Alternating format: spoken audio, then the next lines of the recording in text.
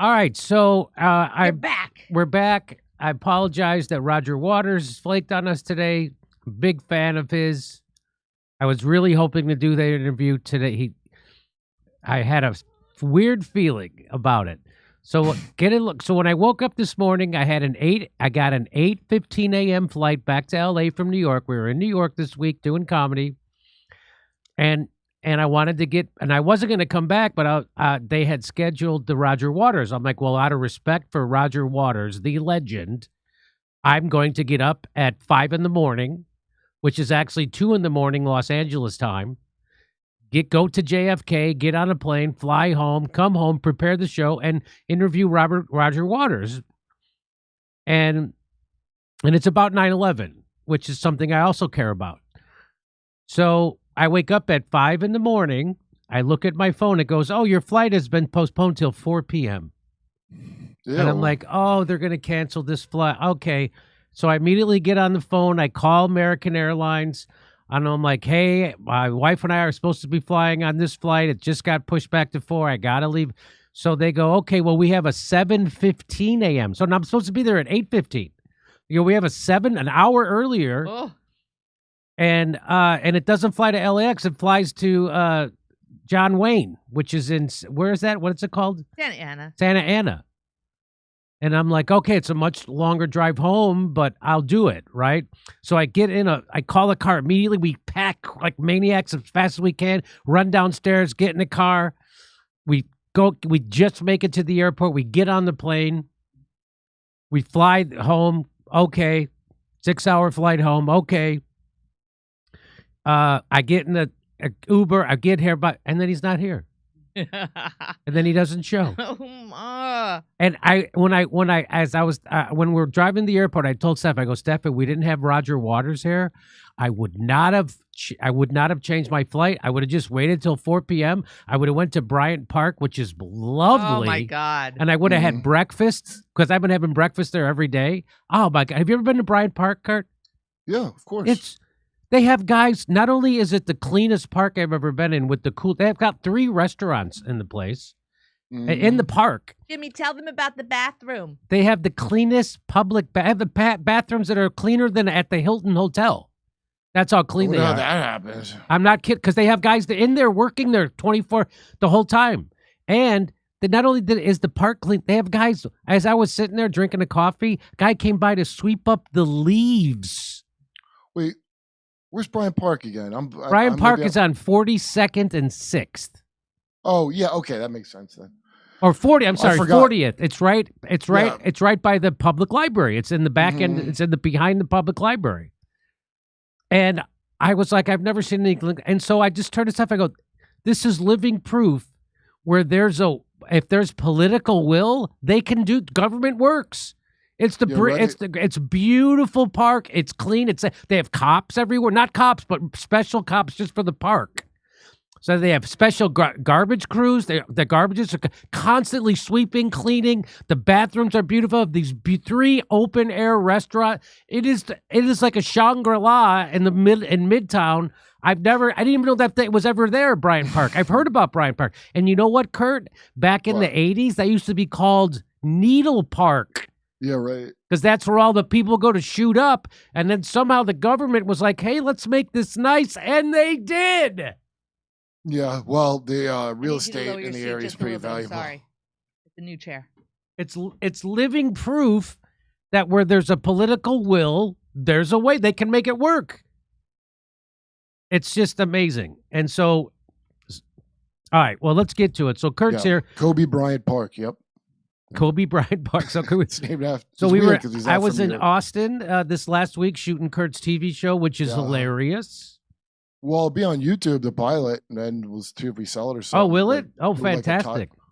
Yeah, so people will be able to see it when. So I have a very little part. I wore this suit coat, and then they actually darkened my hair to make it look like I was over dyeing my hair like Joe Pesci, like I used to. By the way, wasn't that long ago. I used to dye my hair like that. 2019. Yeah, and my hair goes gray. I'll just probably leave it. Anyway, I was nervous as hell. We did about 10 takes, and at the 8th take when we were doing coverage is when I finally settled down and I felt like I was really in it. But it was too late. Yeah, that's how it usually goes. But That's why you do 7 to 8 takes of things. Yeah. It's not a lot of takes. No, I more takes the merrier for me. You got to not care, and then you could just get in anyway. Yeah, just do, to get good stuff, I think. I'm not a great actor, so it takes me a long time to get into a groove. But anyway, Tucker Carlson made a lot of people upset because what did he do now? He came out and he told the truth that, hey, we've been fed a bunch of propaganda about Muslims. And let me play it for you. And this is what's got everybody's in a knot. And let's listen. Did you see this, Kurt, by the way? No, but I heard about it. I heard really about it anti-Semitic. too. Okay, here we go. We should not be surprised that the end result is genocide. We shouldn't be surprised. Like, this has been coming for a long time. Israel has completely changed. I feel sorry for Israel, but the Israel that I first visited decades ago bears no resemblance to modern Israel. Is the United States complicit? Of course, we paid for it. We made excuses for it. We made it possible, and there are weapons. Obviously, of course, we're complicit. That's one of the reasons I'm upset by it. That's my country. These are my tax dollars. This is my reputation. This is the moral authority of the nation that my ancestors built. So yes, I feel very implicated in this and enraged by it, and not primarily enraged at the Israelis, who I think are delusional for a bunch of different reasons. I don't think that's an Israeli-specific phenomenon. We felt a little bit of that after 9/11, when people bought the lies about there were many lies about 9/11, but the net result was to convince Americans that they were under siege from global Islam, that there were a billion people trying to kill them. I felt this way myself. And many times I said on television, the problem is Islam, the problem is Muslims. Like, they all want to kill us. They're all crazy. They're all in this lunatic suicide cult created by Muhammad in the 7th century. And I believe that. I was hysterical. I believed that. Now, that's not true. Nothing about that is true. But I believed it. So it's a little harder for me to judge Israelis when they're like, every Arab, Christian or Muslim, it doesn't matter. Arabs are by definition committed to the extermination of Jews, and we must kill them before they kill us. Like, they believe that. Now, there's a couple of things in there I want to say. First, it's classic Carl Jung psychology. So what Carl Jung says is when you hate somebody, you are projecting that thing about you in your unconscious that you hate onto that person. He realizes that. He goes, I can't hate the Israelis for thinking that the Muslims are trying to kill us, because I thought the same thing.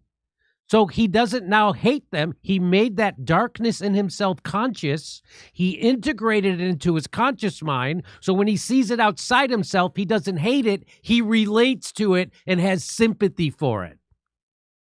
So that's amazing. That's called personal growth. That is amazing, right? Now, the second thing there is that I know people who still think like that. I know people who I love who still think Muslims are incompatible with the Western world and that they did 9/11. Now, we know who really did 9/11 was most likely Israel. And it's us and the Saudis. And it was the CIA. It was an inside job. It was the Saudis. It was the United States. It was Israel working together. So nothing they told you about 9/11 is true. Nothing they told you. Building 7. So they didn't find the passports in the rubble, as they told them. Right. Is that what you expect me to believe? So that building was brought down in a controlled demolition, just like Building 7 was. You're going to tell me a building that wasn't even hit by a plane, several hundred yards away from the Twin Towers, fell into its own footprint in sympathy? I'm no Columbo, Jimmy, but just the passport thing alone, nobody needs to explain any engineering to me after that. Yeah. That's such an obvious lie that I don't know how I didn't hear at the time. Right. But the whole thing's invalid because of that one obvious lie to me. Yeah. So the next day they said they found a passport from one of the hijackers on the street. Okay. Everything was turned to dust, but they found the passport and it survived. There's like thousands of people missing that they couldn't find their IDs or bones or anything. They were pulverized. The whole building was pulverized. So and the second thing is he's telling you that there's been a propaganda war on your mind because as as Michael Parenti taught us, the establishment doesn't care if you have health care. They don't care if you have a decent house. They don't care if you can buy a house. They don't care if you're in debt. They don't care if you go bankrupt from health care. They don't care if there's 1 million homeless people on the street. The only thing they care about is what you think. And so that's why the propaganda came to pretend that Muslims and Christians hate each other and that they're natural enemies. They're not. They both have reverence for Jesus. Muslims do. You know who doesn't? Zionists. Zionists hate Jesus. Quite the opposite. They hate Christians. They spit on them. It's a tradition, as Ben Gvir said. It's a tradition. Smotrich, I think, said it. One of them. Ari Shafir talks about it. Ari used to tell me about how people, they'd spit and people would like grab them. They'd like, what? I didn't know you're not supposed to spit on people. Yeah. They get they're taught that that's cool there. So, and there he is talking about, we've been fed a bill of goods, and that's why we went into Iraq, and that's why we went into Afghanistan, and that's why we did Libya, that's why we did Somalia, that's why we did Yemen, that's why we did Syria, and that's why we just did Iran. Because we've been fed a bill of goods. Zionists has poisoned our mind to make us, the Christians and Muslims, to fight. So they wanted Christians to go kill the Muslims to fight their wars for them so they could do the Greater Israel Project. So that's what he's revealing there. And that's not good. And by the way, this is not the first time he said this. Or guess who else has said this? Megyn Kelly has had an awakening since October 7th, 2023, that, hey, maybe I've been lied to about Muslims. And let's listen to it here. You've had an influx of young viewers and some Muslims now that are taking another look at the Tucker Carlson show because you've been somewhat defensive of Islam. Just yes. The online yesterday was a torrent of demands by the Israel Firsters and some regular conservatives. I mean, demanding that I, in their view, return to Muslim hate. You know, you're just out there for Wait a minute. This isn't hang on a sec. Hold on one sec. Go to Steph. All right, ladies and gentlemen, I just want to say this. I didn't get a chance to say this earlier, but it was Mel Brooks' birthday yesterday. And thank God. I love Mel Brooks. He's still alive? Yes, he's 100 years old. They were saying that Dick Van Dyke is 100 years old. Dick Van Dyke is alive. Yeah, and Mel Brooks is 100 years old. And also, I think they were saying Richard Attenborough are 100 years old. These people, a century old. That's amazing. And Mel Brooks, first film I saw of his was probably Blazing Saddles. Couldn't stop laughing. Loved that film. And he could do a 2,000-year-old man bit now, like way better. Way 100? better. Oh, don't get me started. And then 100. he did Young Frankenstein, which I always loved Cloris Leachman in Young Frankenstein. She was Frau Blucher. Yeah, and then a couple years ago, I got to do that in the musical. I was Frau on the subject Blucher. of the. So I love Mel Brooks. I love him. He gave me the best time of my life, people. All right, let's see here. While Jimmy does that, let's see what I got here. Vianticus, you got two parts. Here we go. First part, Vianticus says, open it up. Speaking of 9/11, how about the personal plane flying into the building in China? If what I'm seeing is true, there's a lot of unrest brewing. That's okay. So let me play this. Back to Jim. This is the part I wanted to play. Let me play it. Like, he's gotten very, very popular lately. I read with Muslim viewers because he's been standing up for Islam. And I have to tell you, Mark, it's been something I've noticed just since I've gotten sort of more clear-eyed on Israel, that a lot of the anti-Muslim rhetoric that's put out there originates with people who are very, very pro-Israel, who kind of need us to demonize them. Right. And I've taken a look recently at my own rhetoric on this to say, like, have I been manipulated? I want to make sure I'm not getting manipulated. But I think he's having a lot of Muslim viewers flock to him. I know for a fact he has a lot of young men flocking to him. And so while he may have lost some contingent of the Fox News audience that's very, very pro-Israel and, pro-Trump, and you can't say anything about Trump, for every one of those who leaves, there is another newer, younger audience member who does want to hear these traditional lines challenged and hear just new independent thinking. I mean, I'm experiencing some of that myself, and Tucker probably times 10. Okay, so Well- what happened, interestingly, in response to that clip online yesterday was a torrent.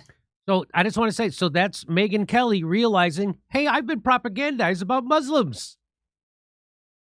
So because of what Israel has been doing since October 7th, 2023, not only have people like me figured out what Israel's all about, I had covered Israel's, killing Palestinians before, but I didn't really understand the origin of Israel. I didn't understand that it was a lie, that Israel was founded so Jews had a safe place to go after the Holocaust. That's a lie, because Zionism has been around since the 1800s. That's not what it's about. They use that as an excuse. In fact, the Balfour Declaration was from 1917, which gave Palestine to Israel. This is all that. So she's been waking up to the fact that she's been propagandized to hate Muslims, and listen to what has happened because of that. Because she said that, this is what happened to her. Of demands by the Israel firsters and some regular conservatives, demanding that in their view, return to Muslim hate. That any deviation off of Muslims are bad, universally bad, is not acceptable and makes you of the left, was the accusation. And, you're just out there for clicks. It's like, nothing I've done is for clicks. If anything, my stance on the Iran war and Trump attacking me hasn't been particularly helpful, but it's sincere. And, you got to be honest about who you are and where you stand. Yep.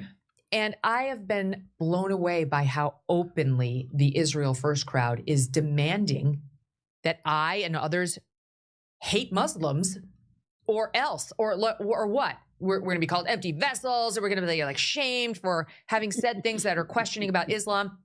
I'm not real pro on Islamic leaders in America. I still stand by that. But I am reevaluating some of the things that I swallowed hook, line, and sinker, Tucker, because I now see we've all been manipulated. You have no idea how ubiquitous and powerful AIPAC, Israel, its lobby, its paid agents. I mentioned Brad Parscale the other day, who's registered as a foreign agent for Israel now and runs Salem Media Group. There are a lot of those folks in our nation pushing propaganda on us. And I frankly think I've been too trusting. Well, this was one of the... So that's the good Megyn Kelly. I'm going to show you in my next segment the bad Megyn Kelly, but that's the good Megyn Kelly, the one who has an awakening. Hey, I've been just as propagandized as the regular Joe. I've been an idiot. Well, you know what helped her? I've been taught to hate people who I shouldn't be hating. Go ahead, Kurt. Her big awakening is when they all turned on her because she wouldn't not talk to Candace. I forget who they told she can't talk to anymore, but that's what set her off initially. And then, she pushed a lot of the anti-Muslim propaganda. And so did Tucker. Yeah. And now they're having an awakening, we were wrong. And so... look, it's really screwed up if you're pushing Megyn Kelly to reevaluate her. Yes. If you can get Megyn... You really have messed up. If you can get Megyn... me too. You screwed up. If I know what I know now, they messed up. It's not my fault. So here's what Tucker says. Concerns about immigration 100 years ago, that people would come to this country and import with them their own ancient blood feuds and then impose them on the rest of us. And I'm American, and I don't have to sign on to your blood feud. If you're Armenian and you demand I hate all Turks, no, I'm not doing that. You may hate Turks, you may have good reason to hate Turks, whatever, but I don't hate Turks. I kind of reserve the right to form my own bigotries. And one of the reasons that I try to retreat from the world regularly in the woods or the sauna or whatever is just to sort of come to center to what I believe. I'm a Christian, which is an exclusive claim. Okay, so I believe Jesus is the Son of God. I believe you get to God through Jesus. That's exclusively through Jesus. So I'm not a Muslim. I'm not a Jew. I'm not a Hindu. I'm not a Sufi.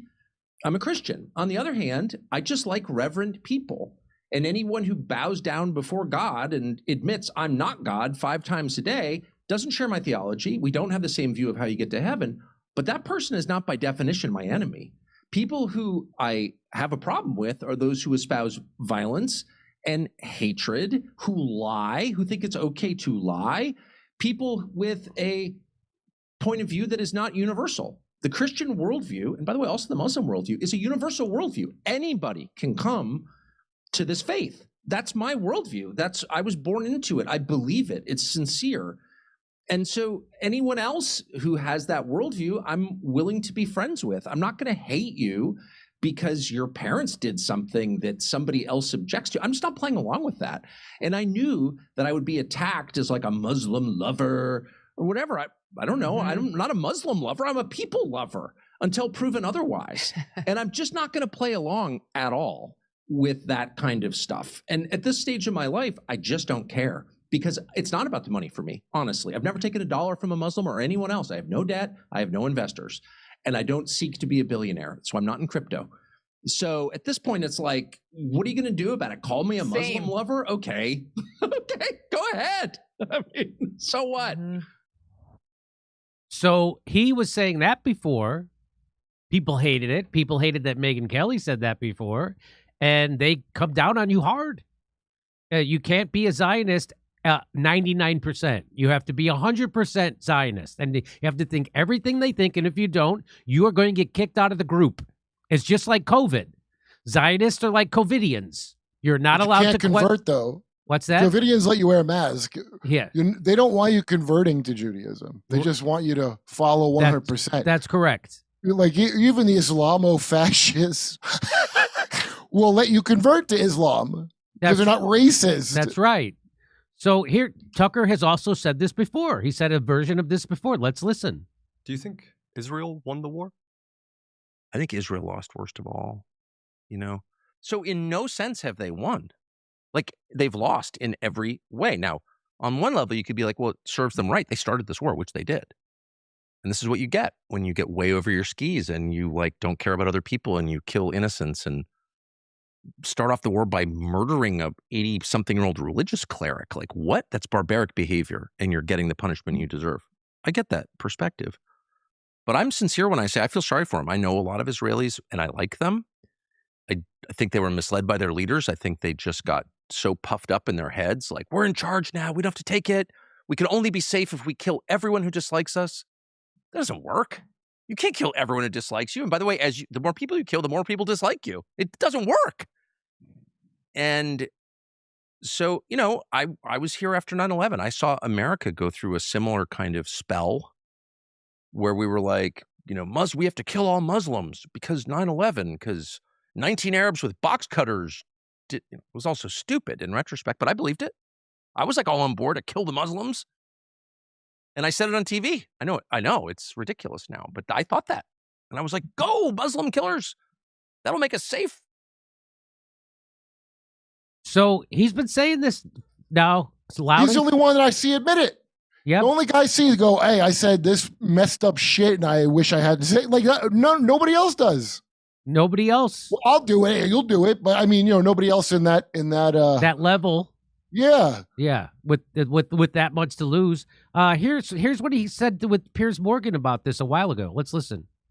I do think again that the over amplification of the Islam problem, as people put it, or the Muslim problem, has been massively overstated. Well, that's an obviously. Yeah. Hate the Muslims. No, we know where that's coming from. Obviously. I don't like it. I hate it. How is hate the Muslims better than hate the Christians or hate the Jews? It's not. It's all the same. Not. It's the same. Hatred is hatred is hatred. I totally agree. It doesn't matter who you're hating. The moment you're in the hate game, then I think you're losing whatever argument is you're trying to have. I totally agree. I've never had an argument with a Muslim, with an actual Muslim. I'm from Bangladesh. I'm a Muslim. We probably agree on a lot. It's the secular self-hating whites that stand up from the table and leave when I'm eating with them here. Just saying. So I'm not hating on the Muslims at all. Or bad Muslims or bad everybody. I like the Bangladeshis better than I like the liberal whites in your country. A lot more. They've never yelled at me. I'm not attacking them. I think I have a lot more in common with the Pakistani cab driver than I do with the average Guardian staffer who's white. There are lots of white people who behave very badly in this country. Well, I've met them, and they yell at me. So yes, I just for the fifth time, I have more in common with the sincerely religious Pakistani cab driver than I do with anyone who works at the Times of London. That is just a fact. I don't like those people. I don't want to eat with them, and they're white. So this is a big deal because this puts an end to all our Mideast wars. Because it's not working anymore. We've woken up to the psyop that Zionists and Zionism has perpetrated on the West. which is to make people think that Muslims are your enemy and they're incompatible with you. They're not. Even if we hadn't, none of these Zoomer kids are going to go to war and want. I mean, I don't know what they thought they're going to draft. Is that going to really work out? I mean, all I see from them is like, yeah, okay. Like, it ain't like even in the 60s when people didn't want to go, it wasn't the level that they don't want to go to stuff now. Right. And so here's the kind of garbage that these people that Tucker's talking about, the white people who yell at him, he's got more in common with a Muslim cab driver than he does with these people. Here it is.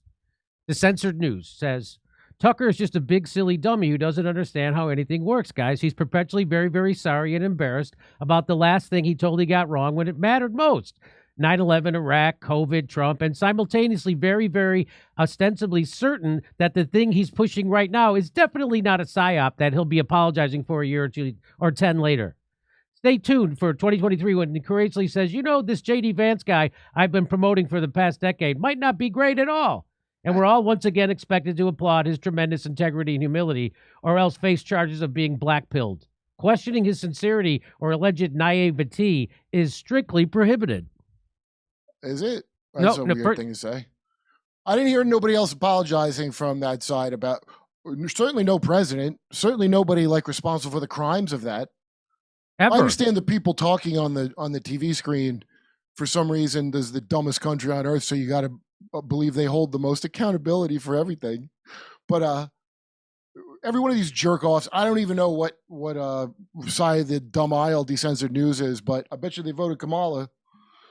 Why would you, and all those murders in Hillary, if you still voted one way or the other, you're part of it. So how about the 9 cops who saw Anthony Weiner's laptop and then are all dead now?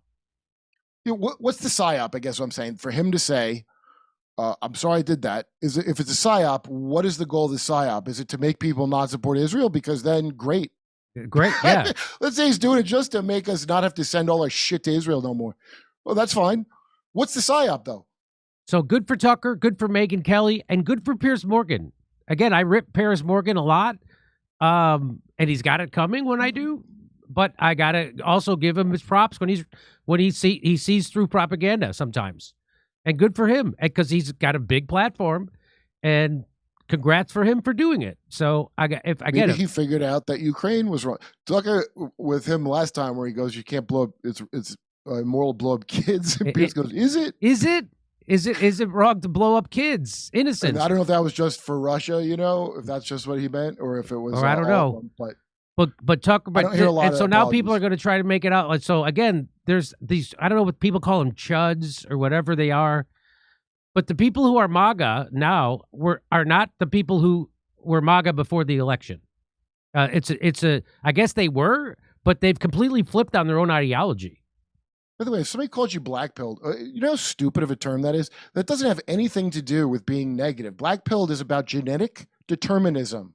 So that weirdo clavicular, Peter Thiel's blood boy, that's all from the incel internet, these pill terms.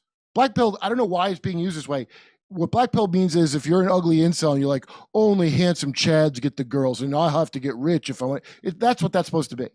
Somehow these moronic things spread into every area of life, and I don't know why. So good for Tucker, good for Megyn Kelly, good for Piers Morgan.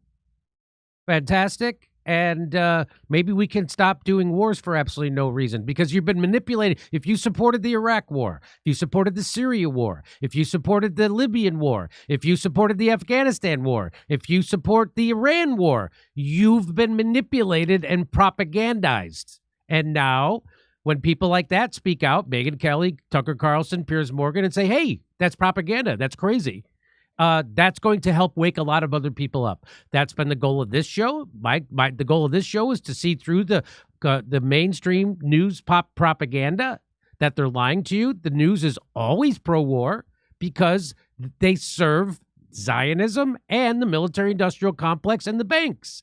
And guess who makes off on all the wars? Zionists, the military-industrial complex, and the banks. That's what we've been here to tell you, to don't ever take at face value what you see on the news, read in the New York Times, the Washington Post, or any newspaper when it comes to war, because all wars are bullshit. You don't want to look like Bill Maher, a complete jerk off who reads all the paper. Yeah, he reads the papers. What's MK Ultra? Who's that? Who's that Klaus, hooker? I don't know her. Who's Klaus Schwab? What's the WEF?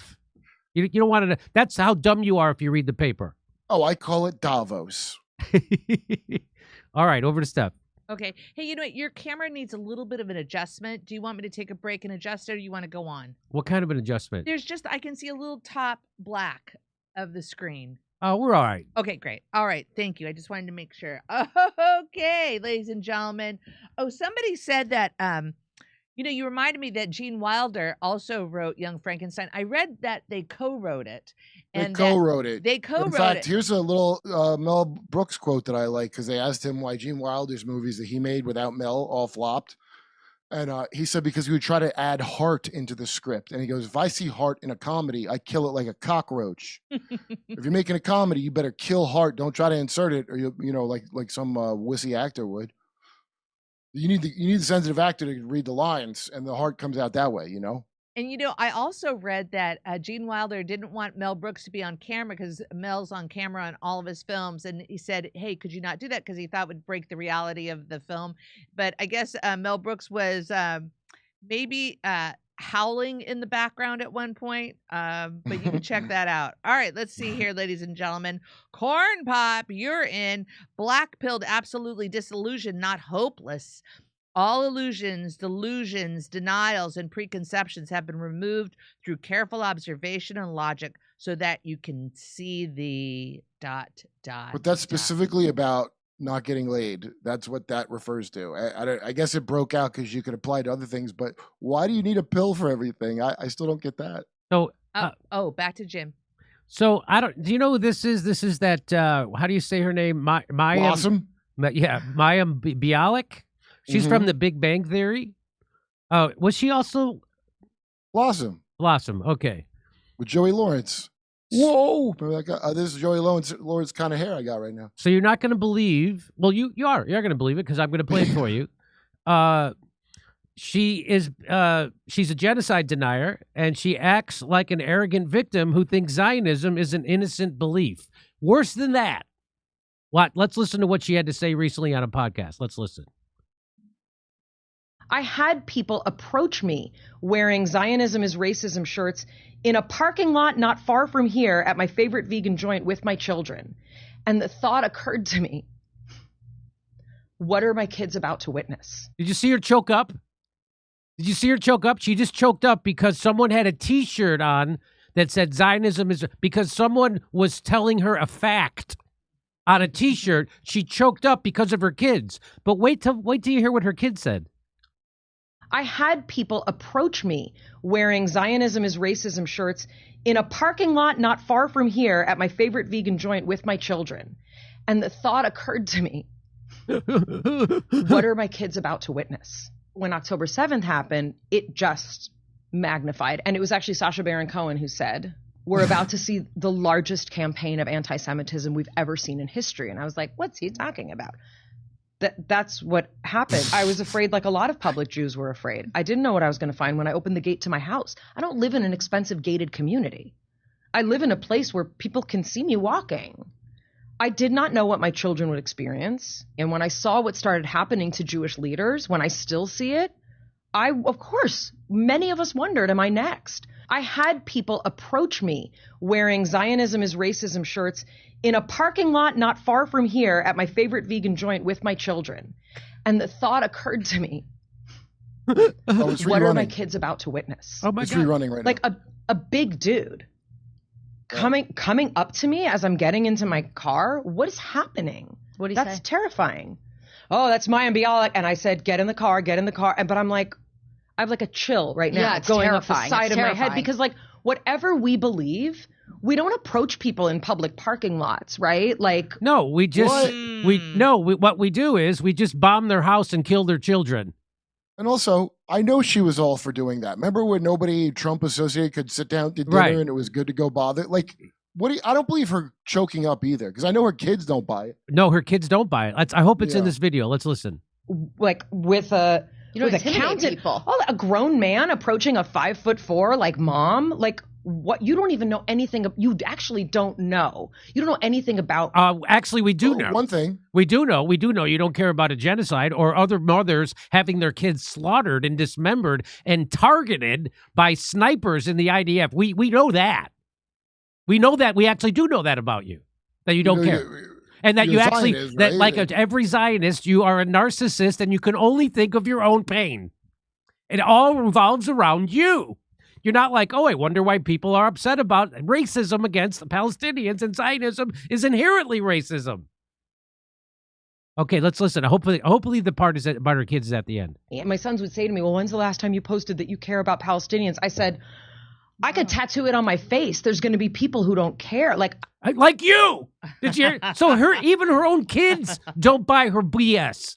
Even her own kid. When was the last time you posted something about the Palestinian kids? I could tattoo it on my face. Yeah, but you're not. Wait, hold on a minute. You don't do it because there's going to be people that don't care. You do it because it's a thing you think and it's right. Right. Or you could just not post horse shit online too. That'd probably help you out a lot. You could do that. I mean, that's got to be mortifying. So she's from the Big Bang Theory, Kurt, and she loves the country that actually creates a big bang in civilian communities in Gaza. Yeah, but she's a really good actress because she plays someone who is very smart. Do you remember? You see James Lee when he was like looking back at the Big Bang Theory. Seems like these girls were honey traps for American nerds that were going to I forget what technical school, but that sitcom was all about the kind of nerds that would be Lord Epstein Island, basically. You know? Yeah. Remember, Kurt, opinions are violence, especially when you have lived an entire pampered existence of hearing yes your entire life, like some college improv troupe, and then you see an opposing opinion while you're eating in a vegan restaurant. You don't approach a woman and say, hey, there's me and Bialik, and wear a shirt that says racism, which is like hitting someone with a brick. And she holds up her kids as a shield. I was like, you could already, just based on the one line from her sons, you could tell they're like, oh, here we go again. If a T-shirt terrified her so much, she should definitely avoid Twitter. So much scarier than any T-shirt. I mean, is she going to be okay after a guy with a T-shirt said, hey, that's Bialik? George Galloway says, she felt fear over a T-shirt with the truth on it. She should watch a video of them eating food in front of them starving kids to make them starve harder. That's what I'm thinking about when I listen to her whine about seeing a T-shirt. So I like what this person says. Maybe you can't see it. It says, there is no she with actress Mayim Bialik excusing the death of thousands of children to defend Israel and claiming the victim card. That's just demonic behavior. It is. That's demonic behavior. Like, fake she's the victim. Yeah. She's the victim, Kurt. I bet she's right on top of instead of being angry at a country committing a genocide in 4K for 3 years straight, instead of being angry at them for making you less safe, she's angry at someone who noticed that someone's committing a genocide. Right. Well, she's committed to not noticing it and feeling that she's. I'm blown away because well, they lamented it later. Somebody at that J something convention about. We taught people too good that Holocausts are wrong. We maybe shouldn't have harped on it because now they think it applies when we want to do one. Remember that? We were showing that lady talk about how they regretted teaching people about the Holocaust too much. Yeah. Because now, since it's been drummed in your head every day since you're a kid, and it's good it was because now I can spot it when you do it. So here's what Mel, the village crazy lady, says. She gets teary-eyed at the thought of people saying mean things to her in front of her children. Meanwhile, Israel uses an AI program called Where's Daddy to hunt down Palestinians and literally murder them when they are at home with their kids. Yeah. And just to let you know, this is from today. This is from today. That's from today.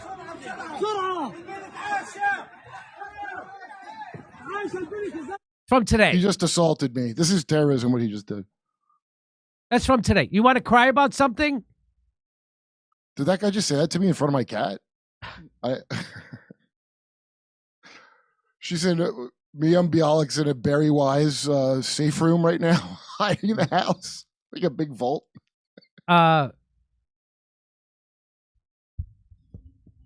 Palestinians were given plastic bags with the weight of their children in them. When kids were blown up by Israel, they couldn't tell whose was who. A mother said, I don't even know if this is my son. I'm so sorry, Miriam Bialik. After you saw someone with an anti-Zionist T-shirt, she's crying because someone wore a T-shirt she didn't like. Meanwhile, people are losing entire bloodlines. I'm wondering if the person who had the T-shirt, if they somehow could get in touch with the show, because I'm starting to think that she maybe just saw somebody's shirt and assumed it was about her. Yeah, right. Said something, and then she goes, "Hey, is that Miriam Bialik?" You know, like Blossom gets mad at your shirt. I'll bet it's just as likely as whatever the hell she's saying. I like this. They told you Hitler brainwashed the youth, except Hitler wasn't the one who made children's bedtime books to make mass murder seem fun. Under the Rockets Glow? Rockets Wait a minute. Glow. Is that a children's book about blowing up? Look it up, Steph. What is Rockets? But that's straight up evil. That she really... It says Sandler. Wait, who wrote this? The author says Sandler. I like this. Baby's first genocide. Okay, Under the Rockets Glow, Shira's Journey to Courage. Come on, stop. Tales of Resilience and Hope. A young girl named Shira learns about her Jewish heritage through her father's inspiring stories, finding courage amidst a night of rocket fire. Ha! And it's by Roman Sandler. Ha! Yeah, is Roman Sandler related to Adam Sandler? I don't know. So there you go. That's the Zionist mentality in a nutshell right there. And the portion of the proceeds will be donated to the victims of October 7th massacre. So that doesn't bother her. But someone with a T-shirt. Oh, my God.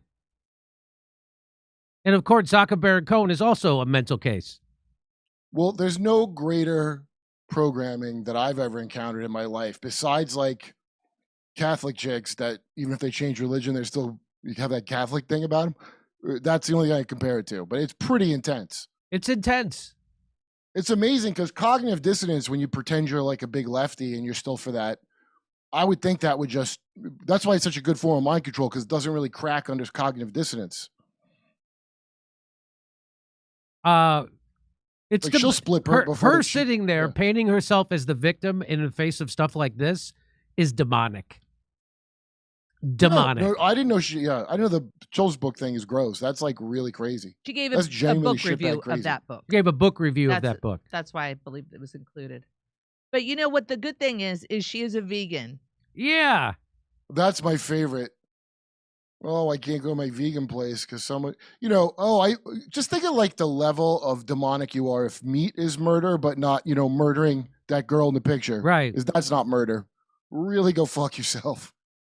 Wheat germ's going to put her in bed for a week. a germ of an idea will put her on the therapy couch for a year. You gotta be demented to be vegan and then be for this. That's one of the craziest things I think I've ever. Well, I know. You know what's interesting? Now, I don't have any problem with vegans. I actually respect them. I wish I could be vegan, but I can't because of my bone disease. But I was talking to a vegan the other day, and the vegan said to me, I never thought about it, but I feed my dog meat. Right. I feed my dog other animals. Well, you know who invented it? It's invented by rich people in England. It's not like some ancient practice of something. It's a bunch of people in England who had no problem with like World War II. And, it's a classic like rich snooty thing to be a vegetarian but not care about people being killed. Or in the case of some of them, like I preferred if people were killed. If you want to get peed up about it, I do have guilt about eating animals. Just in case you know, that's why when I eat, I try to eat that Kobe beef because it's a pampered cow, right? They make sure there's no stress in their life. They massage them, they feed them, they give them beer. They have the greatest life, and then one day, boom, somebody comes up behind. And if someone gave me that option, hey Jimmy, you're not going to have any anxiety in your whole life. You're going to be pampered. You're going to have to eat whatever you want. You live in a nice place. And then one day somebody's going to come. I'll be like, you know what? I've had enough anxiety in my life. I think I would take that. But anyway, I don't want to get off track. Over to Steph. All right, Jim Jam. Thank you so much. Let's see what I got here. both my dogs are in studio right now. It's kind of cute. Kurt, how come you said in a previous show that all Greeks are either gay or PDFs? If you're talking about I didn't Greek, say that. So there you go, Corn Pop. He Wait, did not why? say it. I didn't say that at all. I mean, if I did say something like that, it was in a joke, but I would have said something funnier than just that. This almost makes me think of that Anyway, Thomas sounds like you're Massey protesting moment. too much. If you're talking about Greek art vases, out of an 80K vases, only 0.03% have pederastic or homo imagery. Thank you, Corn Pop. No, I was not talking about those beautiful vases. Mystery. Those gorgeous art pieces? No. And that's true. There's some historian who was like kind of a diddler that made a big deal about it. They didn't have terms like gay. Gay is a term we made up in the 20s, now. It's not really I understand there's orientations though, but it's just the label we made. What would happen is you were supposed to grow out of it back then, but they would, you could do anything to a slave, for example. The ancient Greeks were not, the Persians were better than them. I'm just going to come out and tell you, 300, the bad guys were the Spartans. Spartans were absolute pieces of shit. Okay, here we go. Let's do some more chat, shall we, folks? Mystery Mannix, a Monday without Jimmy show is like a week without sex. Thank you there, Mystery Mannix. Are we at the part of the saga where the Zyosith get permanently defeated by the Judy asking for a friend? Vienticus, thank you, Vienticus. Building the 7. Judai? You were trying to say Judai? Judai, is that it? Instead of, Building 7 just wanted to be part of the crowd. Vienticus. Okay. I read one of Vienticus. Speaking of 9/11, how about the personal plane flying into the building in China?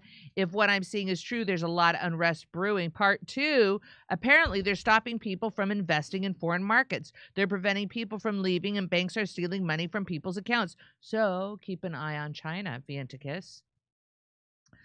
It's Dore. They said it was Dore. Well, they were wrong then, weren't they? Peace and love to the Jimmy Dore show. Waiting for you to come back to Pittsburgh, Derek. Looking forward to the day when Tucker and Owens have the same epiphany about FBA, descendants of slaves. They're having for Arabs, but not holding my breath. Roger Meadows. Thank you, Roger. Oh, bless you. Fireside Dark Pill Chat. Thank you. Hold on. Thank you. Valentine Puppy. Quiet Frog 2044. Ask me how to get unmuted Rumble. Valentine Puppy or Quiet Frog 2044. What did you do? That's the thing. What did you do? Back to Jim. So now here's the bad Megyn. Now there's a good Megyn Kelly and there's a bad Megyn Kelly. And it's just shocking to me how simple she can be sometimes. And this is such a simpleton. Not simple, simpleton. With barely a brain cell working. So Megyn Kelly, this is from her own Twitter account. Megyn Kelly sends a message to Haitians who lost their TPS. So the Supreme Court ruled that the Haitians that they brought that the Biden administration brought to Ohio to go work at their factories, they lost their TPS, which is temporary protected status, meaning they don't have asylum. They have asylum here. They can come here temporarily. And now the Supreme Court took it away, and now they have to leave. So here's what she says. She says, go home, get out. Oh, well, I'll play it for you. And look, this has been going on for over a dozen years. Go home, get out. We know. She says that to homeless people, too, by the way, just in case you don't know. She says that to American Indians, and she says that to homeless people. Go home. Why don't you go back where you came from? Go back where you came from, you stupid Cherokee. And look, this has been going on for over a dozen years. Go home, get out. We know our country's better than yours. That's because we filled it with our work ethic and our culture and our values. You being here only dilutes it for us, those who built it and live it. And half of you people, more than half of you, won't assimilate. We don't want you. We don't care if you're offended. Get out. Go home. Go back to fucking Haiti. Sorry. I'm thinking about our friends in Ohio who. Yeah. So she wants the Haitians to go back to effing Haiti She's intuitively drawn to Haiti because it has the word hate in it. She thinks it's we know our country's better than yours because your country hasn't been economically strangling our country for years. It's a little weird that you would be so up on how bad the Clintons are, Megyn Kelly, and not know that they were trafficking children out of Haiti and what was done to it. I would think it'd be a good opportunity to trash the Clintons. Other side, at least, right?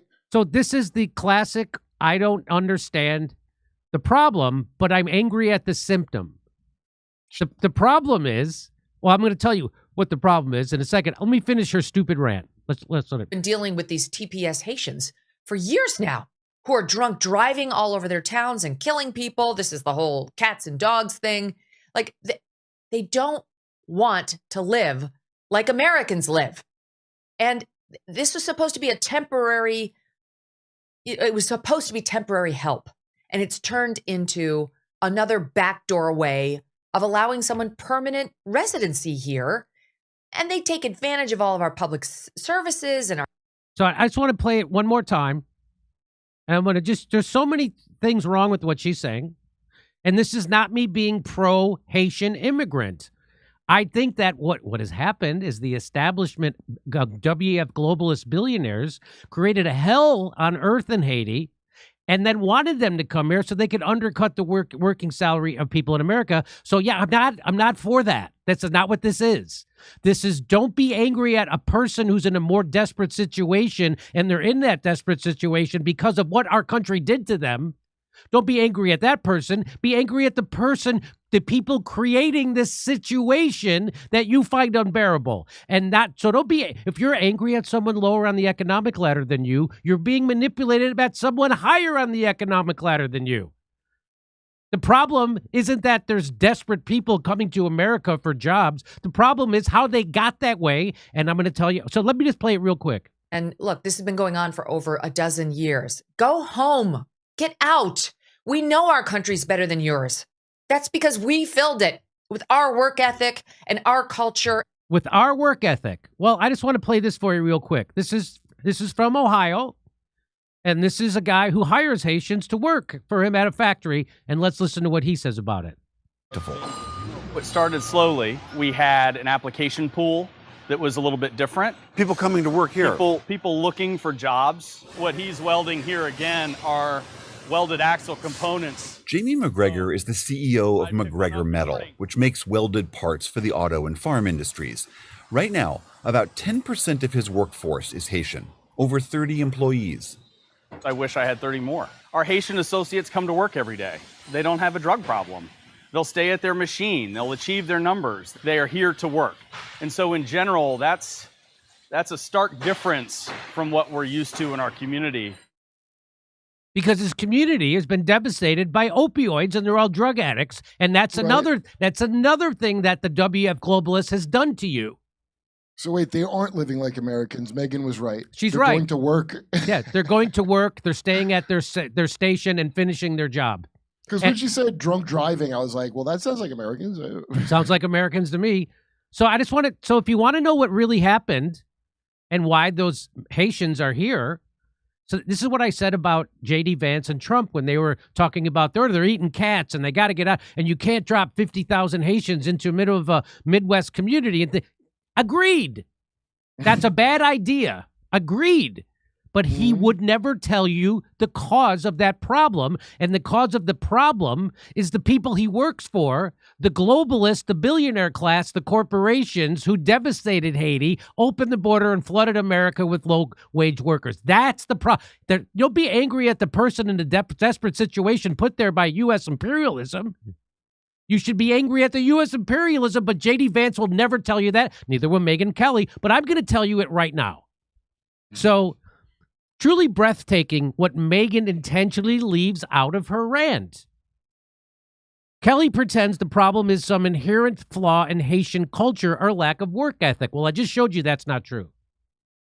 In reality, the conditions forcing people to flee extreme poverty, gang violence fueled by desperation, collapsed institutions are the direct legacy of U.S.-backed coups, economic warfare, and neocolonial policies designed to keep Haiti weak, dependent, and a source of exploitable labor.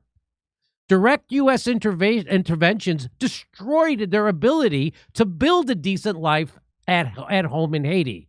Demanding that they go back to the ruins these policies helped engineer is pure hypocrisy and evil. The desperation isn't innate. It was manufactured by the very powerful economic forces and U.S. government coups that Kelly refuses to acknowledge. When Jean-Bertrand Aristide, Haiti's first democratically elected president, backed by the poor and working class masses, took office, his government immediately moved to double the minimum wage, mobilize the poor, better health care and education, foster neighborhood truces, and hold paramilitaries accountable. These pro-worker steps threatened the sweatshop owners, which is the United States. These pro-worker steps threaten the sweatshop owners and foreign interests profiting from the starvation wages.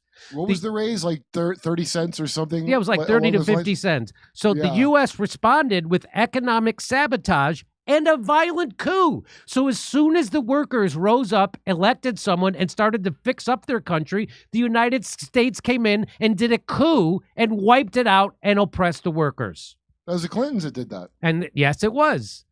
As a classified diplomatic cable obtained by the Gray Zone reveals, veteran CIA operative Janice Elmore, operating under State Department cover, meeting coup plotters and disloyal police in Haiti right before a strategic 2002 jailbreak that freed paramilitaries and set the 2004 overthrow in motion. Oh, that's right. Bush was president and Hillary was the... what do you call it? You know, what she did under Bush. She was the Secretary of State. Secretary of State. So the Bush administration, through the U.S. government-funded International Republican Institute, trained and unified Aristide's opponents, encouraged them to reject power sharing, impose crippling sanctions that froze loans and aid, and ultimately backed the coup that ousted Aristide in February 29th of 2004. Post-coup, the price of rice, the staple food for Haiti's poor, more than doubled. Looting, chaos, starvation risks, mass layoffs, paramilitary violence followed. Regime change delivered exactly what the poor had feared, more misery. This fits a longer pattern. Under Bill Clinton, the U.S. slashed tariffs on subsidized American rice, flooding Haiti and wiping out local rice farmers in Haiti. Clinton himself later admitted, yeah, it may not have been good for some of my it may have been good for some of my farmers in Arkansas, but it has not worked. It was a mistake. I'm shocked that he did something that helped local rice farmers in America. Arkansas. Right. So let me finish.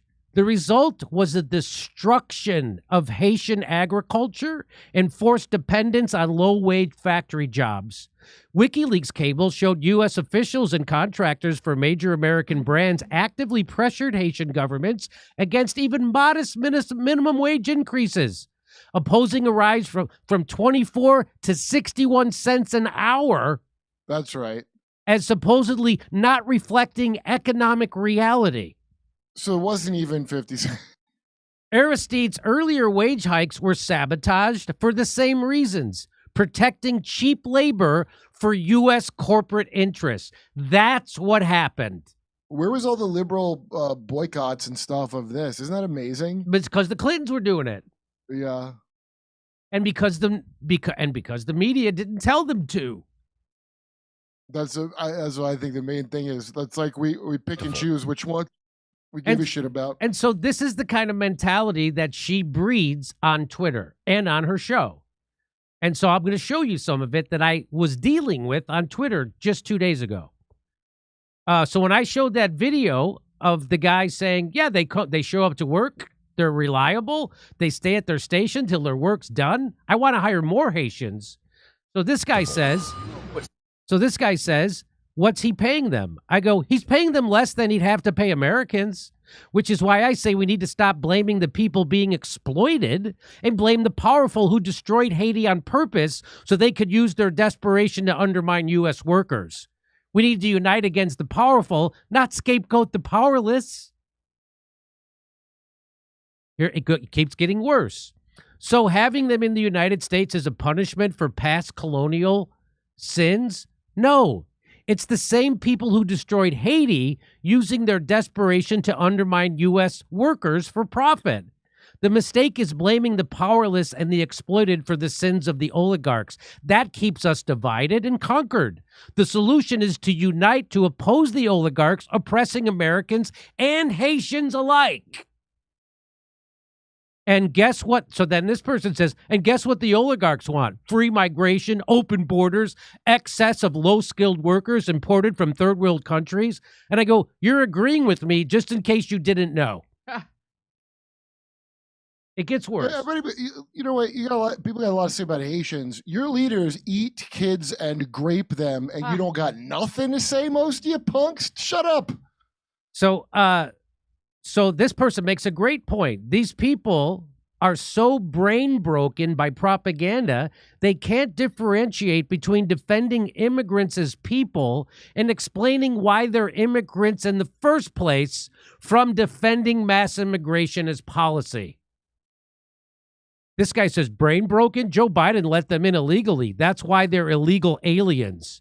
That's some Israeli, dude. No one argued otherwise. You sound like a Zionist ranting about October 7th. You point out the beginning of the problem as if nothing had preceded it that led up to the problem. Why do you think the immigrants are coming here? 99.9% of the people want to remain in their own country.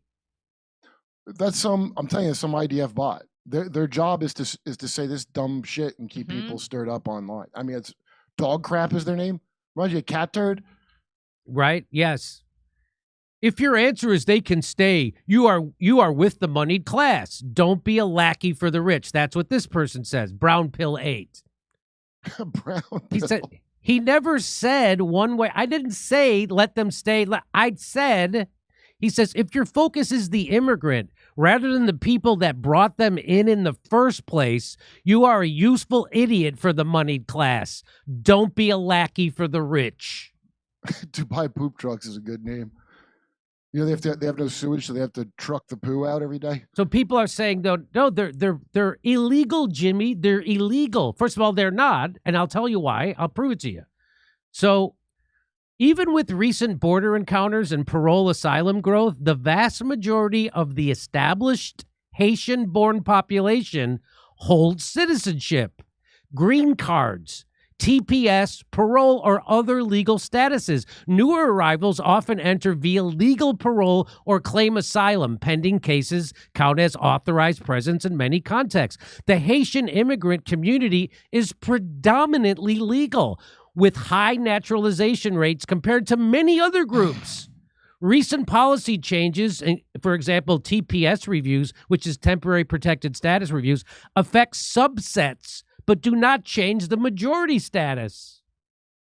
So after I say that, Kurt, this is what I get. Jimmy, I love you, buddy. Everything you said about Haitian history applies to the history of the Dominican Republic, which they share that same island. So half of it's Haiti, half of it's Dominican Republic. And they're trying to say that, oh, no, it's the same.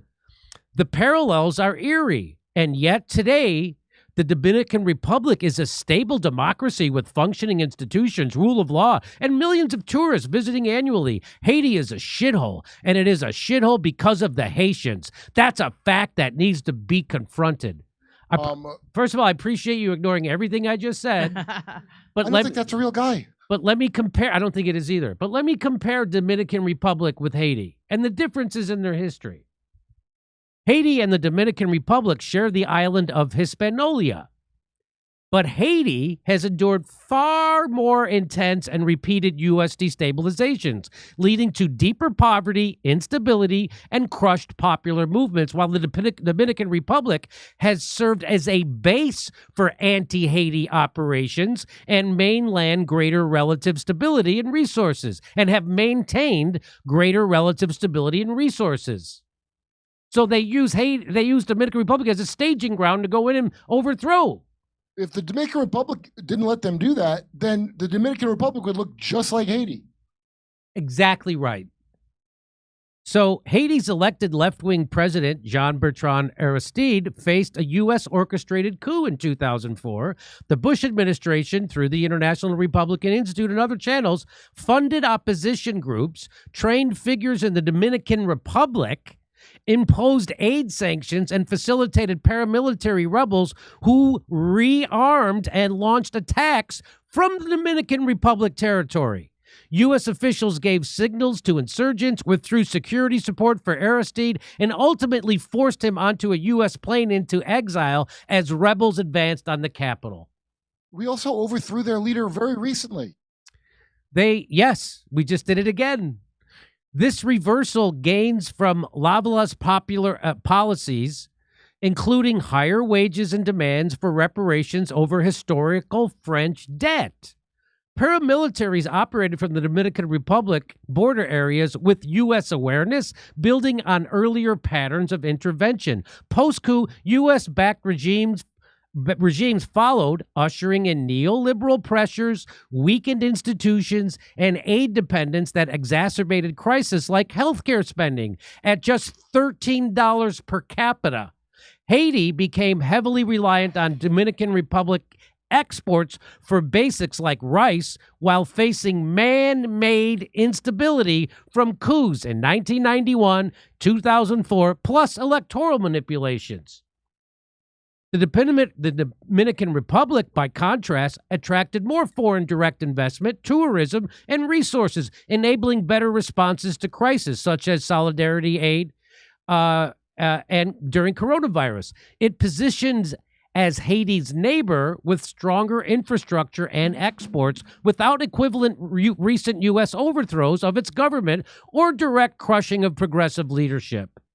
No comparable recent U.S. military overthrow of worker-crushing intervention hit the Dominican Republic in the same way as Haiti's 2004 events. Haiti's trajectory reflects heavier external interference, preventing recovery from popular policies, alongside historical burdens, resulting in stark economic gaps. The Dominican Republic handles crisis with more capacity, while Haiti suffers compounded underdevelopment from repeated U.S.-backed destabilization. So you think I explained it well. You think that anybody with a functioning brain would understand, oh, I didn't know any of that. That's crazy. I didn't know that. That's really a big difference between Dominican Republic and Haiti. Well, this is the response. Ideology prevents the fundamental truth from being acknowledged. The Dominican Republic is a success because of the Dominicans, while Haiti is a failed state because of the Haitians. There is a law in the Dominican Republic saying you cannot cut down trees, and that law is obeyed. In Haiti, the trees are cut down. Culture matters. And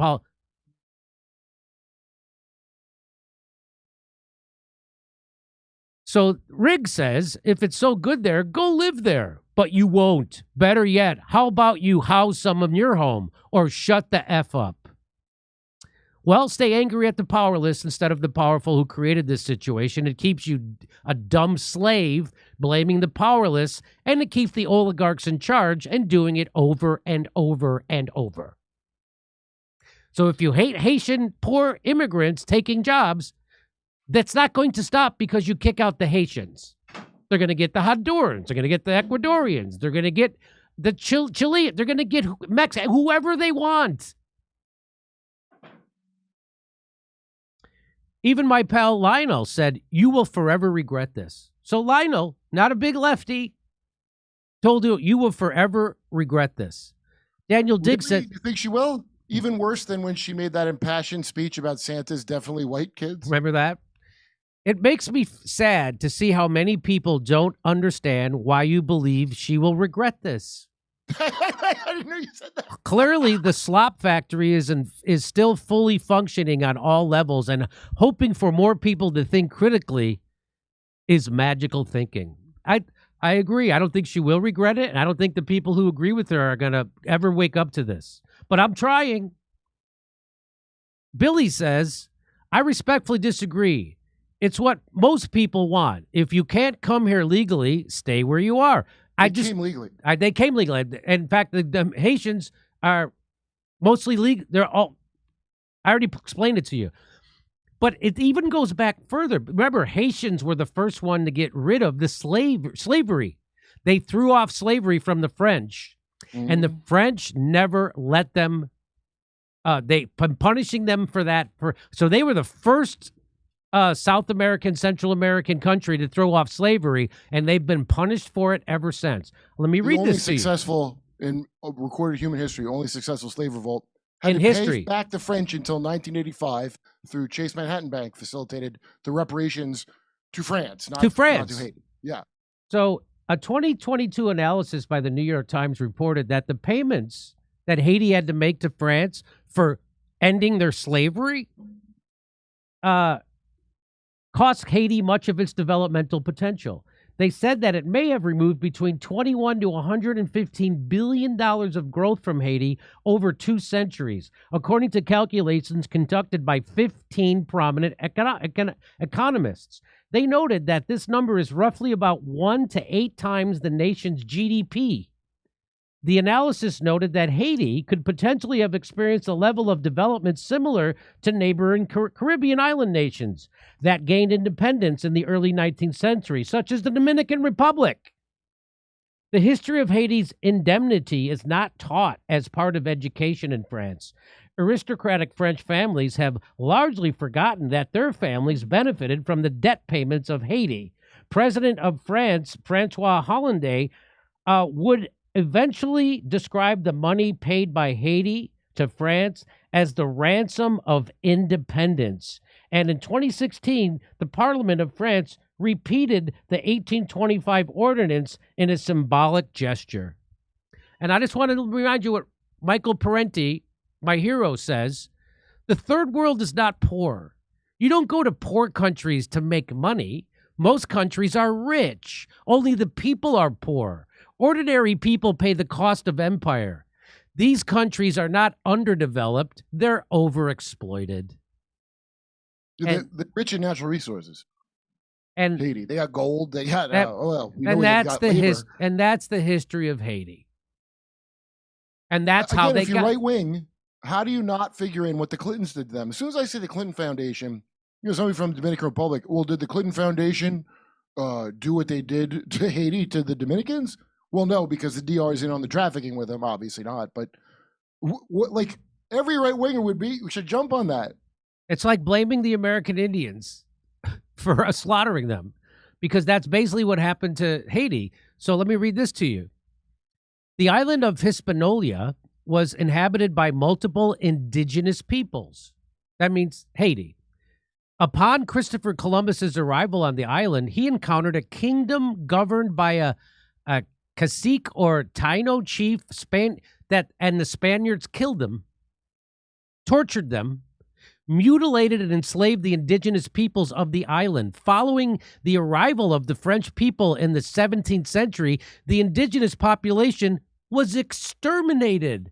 So then where did all the people from Haiti come from then? Well, West Africans were brought by the white slave traders for slave labor to cultivate raw materials for global trade. So they brought slaves to Haiti after they wiped out the indigenous people, kind of like what we did in the United States.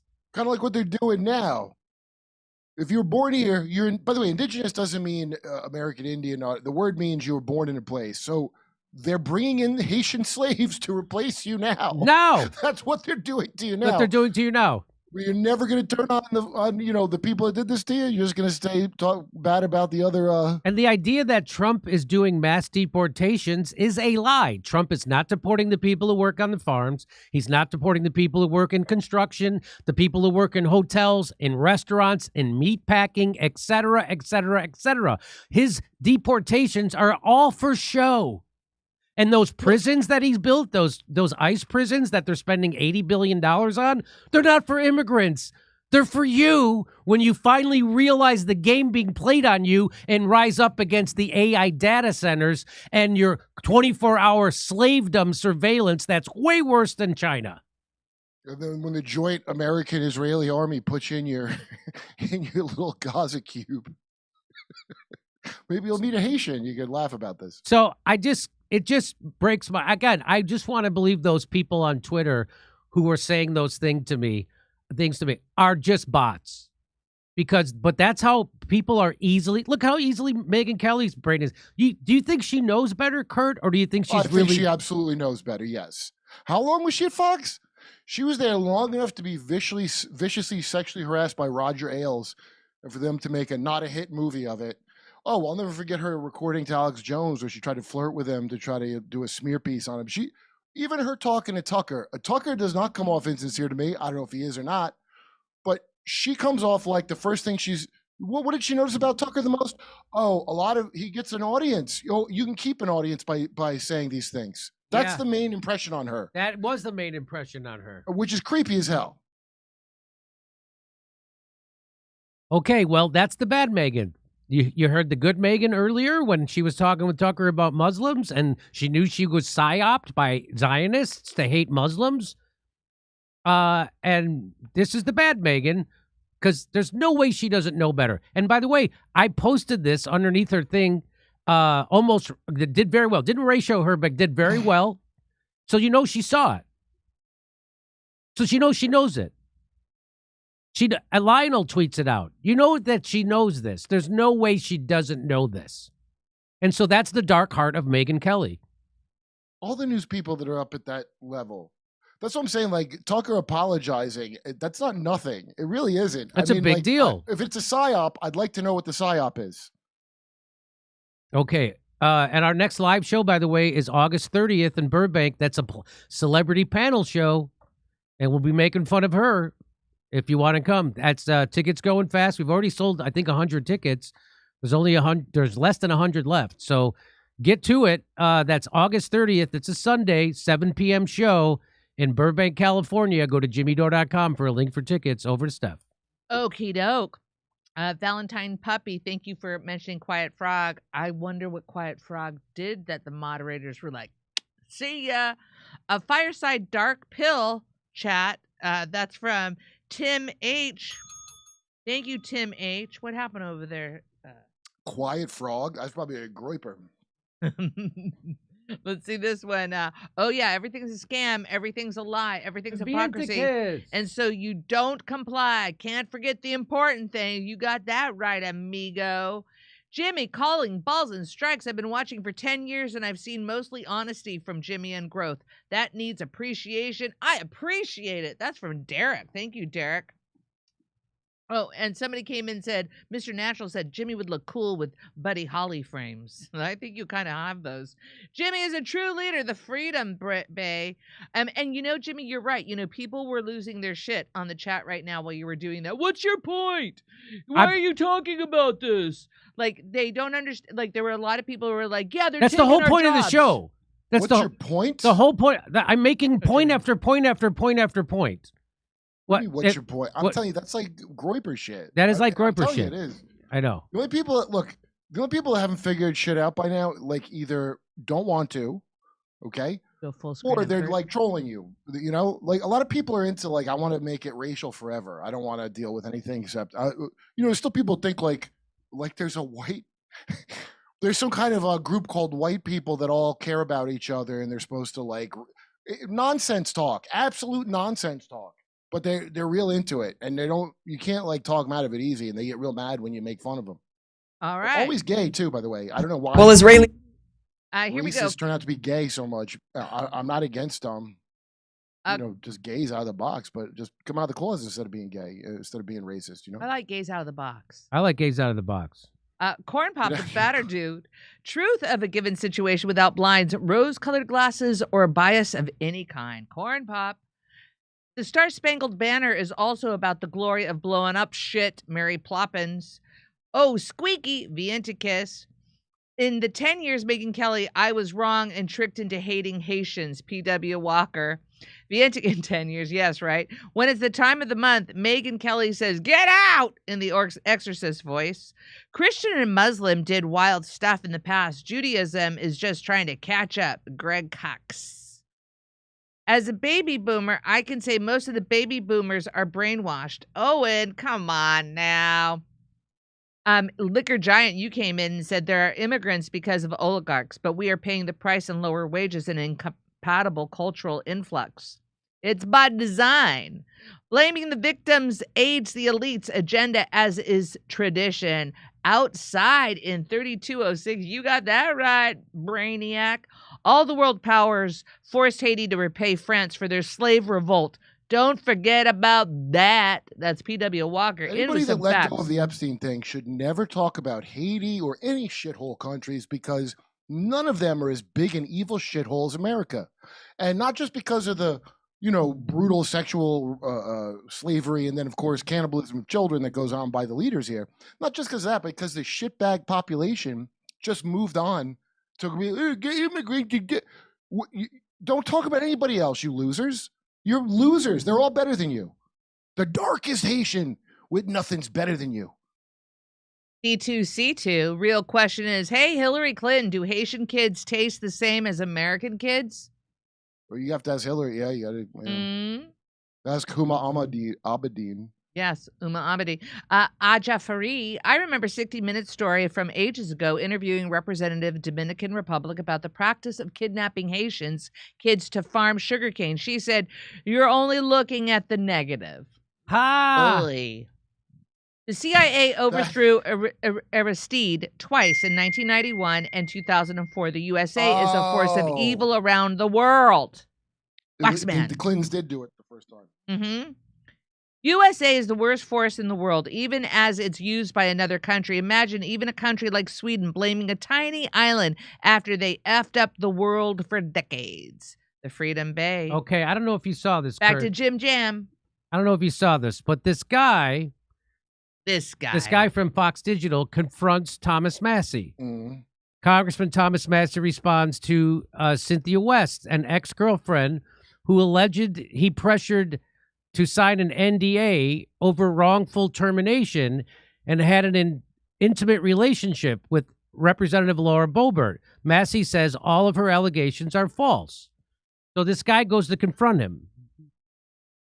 So this is more like this is like Entertainment Tonight instead of an actual talk about. Let's say they're real. Let's say the allegations are 100% true. Do you think anyone gives a shit after the Epstein files that he had a girlfriend? I mean, like, I believe him, first of all, but let's say he's lying about this. Why would I care about this at this point in history after I just got done watching a genocide and then the Epstein files thing? Why would I care about this? So this guy, Nicholas Ballsy, which that's his real name. So so I'm going to show you from his point of view, and then I'm going to show you from Thomas Massey's point of view. Let's watch. I want to know if you could clear up the stuff your ex is saying about you with the NDA. So he's confronting him about stuff an ex was saying, his ex-lover, which is always super credible. About an NDA? Like, who cares? A non-disclosure agreement. Okay. First of all, it didn't work well if she's talking about it. Okay, here we go. I want to know if you could clear up the stuff your ex is saying about you with the NDA, that you pressured her to sign an NDA for wrongful termination. What is that true? What's she saying about you? Who are you with? With Fox Digital. It's all false. And what she said about you and Boebert having an intimate relationship? It's all false. Why do you think she's out there saying it? Was it because of the primary, ahead of the primary? What do you think? What do you think? You don't think that woman was paid by the Zionist billionaires to try to trash him? It was obvious that's what it was. But they did the same thing to Graham Plattner. They do anybody who's a threat to the establishment. That's the first thing they do. They did it to Julian Assange. They said he raped somebody. Why? Because he didn't use a condom. Okay. Yeah, right. Okay, here we go. Evading it. When did you all become a tabloid? Seriously, dude. Well, no, I just thought I would give you a chance to respond because you've never been able to tell your side of the story. That's all. He says, when did you guys become a tabloid? Well, so Thomas Massey then turns the camera on him, and let's watch what happens. I mean, there's going to be a lot of revelations still to come out over what Epstein did and his connections to government officials in Israel. There's the audio tape of Jeffrey Epstein advising Ehud Barak on how to leverage the things that he did while. Oh, hang on. This is the wrong video. Hold on. You're going to edit that one. Edit that out. That's the wrong video. Let me get you the right video. Go to Steph for a second. All right. So let's see here, folks. Haiti had the only successful slave revolution. They will never be forgiven for that crime. Make the best of what's. Thank you so much for that one. Appreciate that one. They manufacture civil wars to keep people oppressed and install abusive governments in order to reap the benefits of cheap labor and resources. And we experiment on them, create more terrorists. Clam Jammer. Nice work there, Clam. All the world powers forced Haiti to repay France for their slave revolt. Don't forget about it. That's P.W. Walker.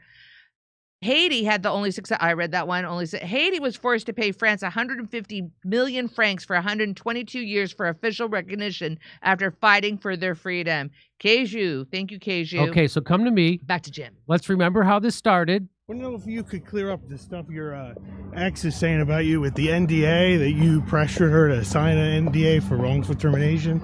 What is that true? What's she saying about you? Who are you with? With Fox Digital. It's all false. And what she said about you and Boebert having an intimate relationship? It's all false. Why do you think she's out there saying it? Was it because of the primary, ahead of the primary? What do you think is motivating it? When did you all become a tabloid? Seriously, dude. Well, no, I just thought I would give you a chance to respond because you've never been able to tell your side of the story. That's all. So here's how Thomas Massey responds. Ready? Here we go. Anything you could say. So let me ask you. I heard that you like gay porn. Is that true? Gosh, man, I just want to give you a chance. I'm giving you a chance to give me your side. Are you a real news organization or not? No, come back, does he like gay porn? All you got to say is you don't like it, that you haven't been to those websites. Of course. All right. Of course I don't like it. Really? That's not what I heard. Thank you for your time. Just giving you a chance to respond. And you're with Fox? Thank you. Is that a real news organization? Is this what you do for a living, man? Congressman, okay, thank you. Anything you could say. So kind of funny. I love it. Let's watch it again. Let me ask you. I heard that you like gay porn. Is that true? Gosh, man, I just want to give you a chance. I'm giving you a chance to give me your side. Are you a real news organization or not? No, come back, man. All you got to say is you don't like it, that you haven't been to those websites. Of course. All right. Of course I don't like it. Really? Thank you. That's not what I heard. Thank you for your time. Just giving you a chance to respond. That's all. And you're with Fox? Thank you. Is that a real news organization?